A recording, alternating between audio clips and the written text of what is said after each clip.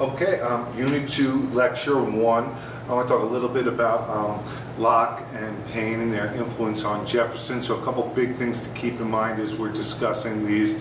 We're going through this lecture, some SOL ideas and questions, okay? So new political ideas about the relationship between people and their government help to justify the Declaration of Independence. That's one.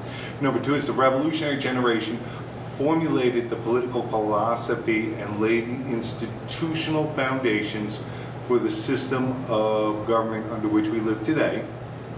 Number three, the American Revolution was inspired by ideas concerning natural rights and political authority, and its successful completion affected people and governments throughout the world for generations. Okay, and number four, the big question for this particular lecture is how did the ideas of Locke and Paine influence Jefferson's writing of the Declaration of Independence? And now to get to that, I want to step back for a minute and go to the Enlightenment. The Enlightenment is a European philosophical movement. A time of changing ideas occurs during the 16th and 1700s, the 17th and 18th centuries, and it emphasizes reason as the key to understanding nature, economics, and politics. Okay, many enlightened philosophers are what we call deists. They believe that God had created the universe, but doesn't play an active role. God made things, then left, but man had been given the gift of reason. All right, the ability to find things out, discover, and explain the world around him. Okay, so the Enlightenment of the 17th and 18th centuries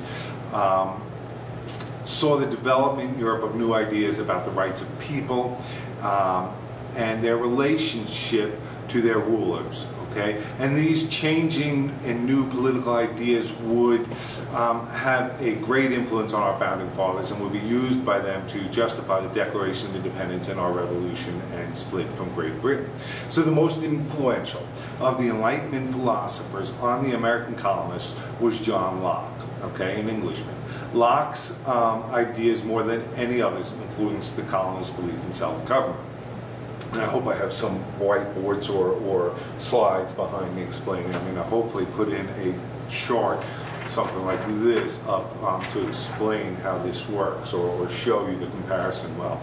All right, so Locke wrote that all people are free and equal and possess natural rights, a term you need to know. All right, these natural rights are to life, liberty, and property, and that rulers can't take these rights away. Okay, immediately we should see his influence on Jefferson, who wrote that we have inalienable rights to life, liberty, and the pursuit of happiness. All right, Locke also believed that all original power resides in the people, and they consent or agree to enter into a social contract, okay, among themselves, which allows them to form a government, okay, which exists then to protect their rights.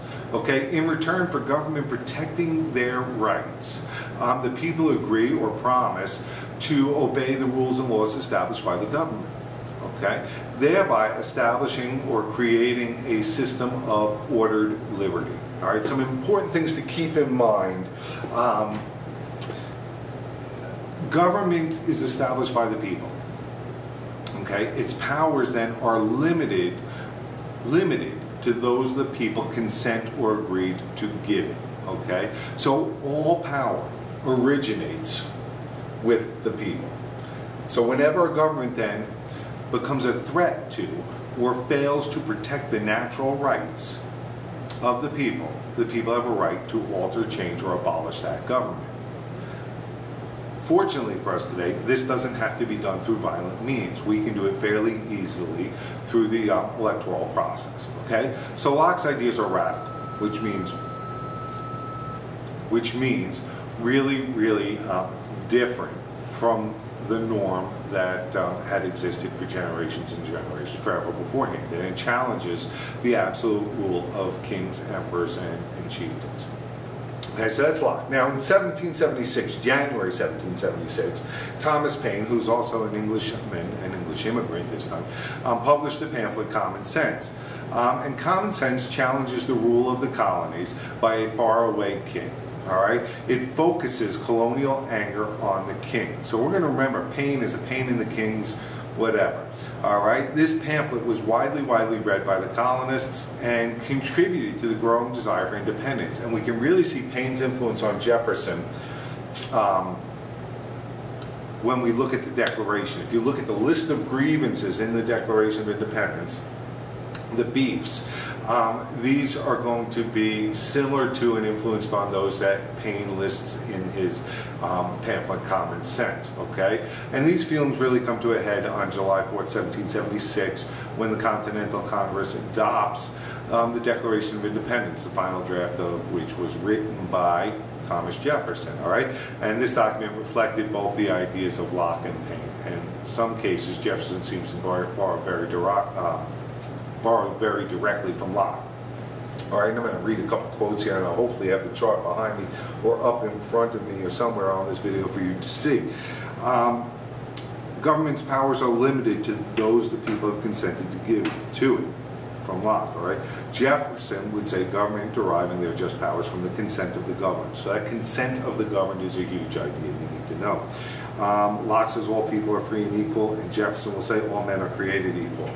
Locke is all men or all people have natural rights of life, liberty, and property.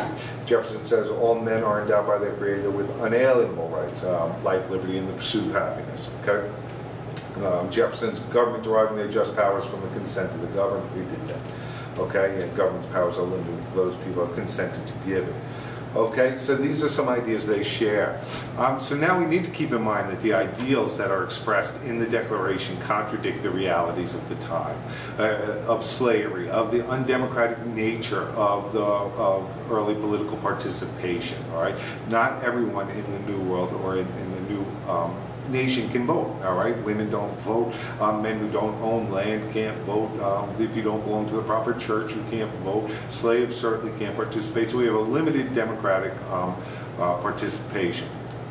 All right, so not everyone is created equal. However, over time, the principles set forth in this declaration have been a guideline, something to strive for, to aim for, and more and more these principles have been realized by the American people. We have seen expansion of political participation, of equality.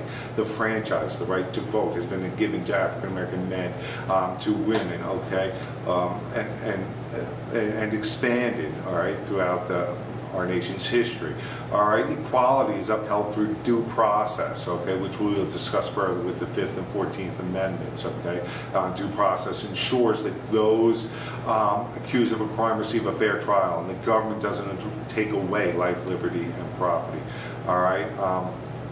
Matter of fact, the search for equality is led for all 50 states, guaranteeing American children's right to a free public education. All right, both Jefferson and Madison strong advocates for education as a means to change our social status and allow for mobility. All right, so the principles laid out in the Declaration have also led to increased social participation. This has meant an increase in liberty over time for America's minority groups. An example of this would be the 13th Amendment, which abolishes slavery. All right. Finally, for Jefferson and the revolutionary generation, the pursuit of happiness meant the chance to benefit from the American free enterprise system. Jefferson equated the pursuit of happiness with John Locke's belief in property, okay, property rights. And in this sense, economic participation has led to the government's protection of individual property rights, promoting economic opportunity, and regulating this system so that all Americans possess a chance to achieve success through hard work. Okay? And that would be Unit 2, Lecture 1.